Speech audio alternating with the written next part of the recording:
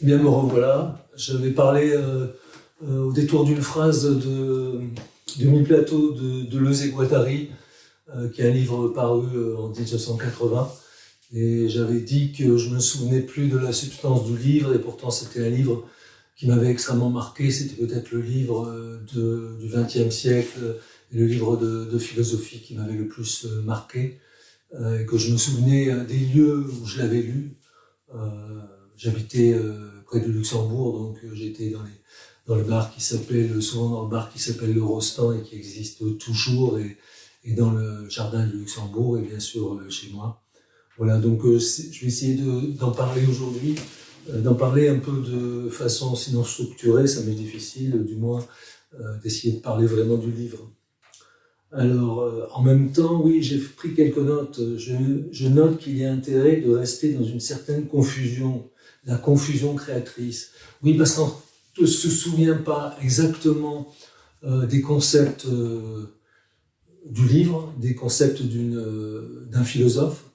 On arrive à les réinventer, c'est-à-dire que ça devient une création. Ce concept dont il nous manque des morceaux, finalement, ces morceaux, on les imagine. Et parfois, on peut arriver à un autre concept qui peut avoir son intérêt. Moi, quand j'étais beaucoup plus jeune et que j'ouvrais un livre de poésie, je ne sais pas pourquoi, je lisais mal les vers. Enfin, je les lisais très vite et je lisais de travers les vers. Et j'obtenais d'autres vers que les vers que je lisais. C'est pas une expérience que j'ai poursuivie. Mais donc, de façon involontaire, tout ce qui est philosophie, théorie, c'est la même chose que cela me produit. J'ai le même effet dans ma tête. Voilà. Propice à la découverte de l'imaginaire. Voilà, on en invente, à force de voir flou une notion, on en invente une autre.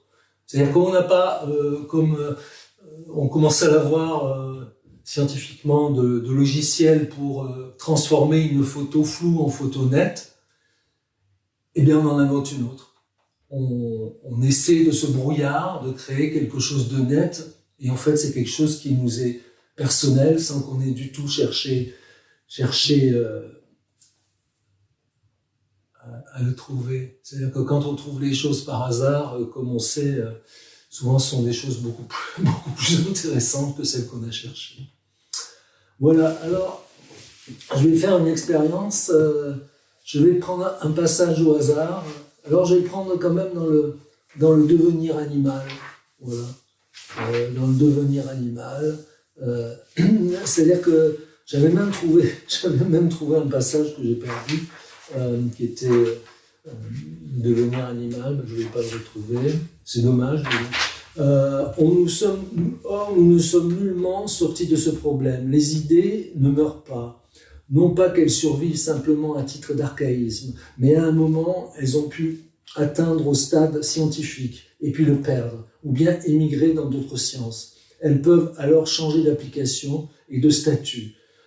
Elles peuvent même changer de forme et de contenu. Elles gardent quelque chose d'essentiel dans la démarche, dans le déplacement, dans la répartition d'un nouveau domaine. Les idées, un ressenti, toujours, puisque ça a toujours servi, mais sur le mode actuel,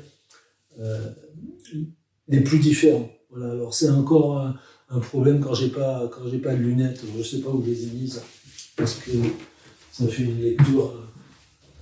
Pour le coup, on a en plus de mes déclarations un peu floues, une lecture qui ne l'est pas moins, ce qui n'est pas une solution.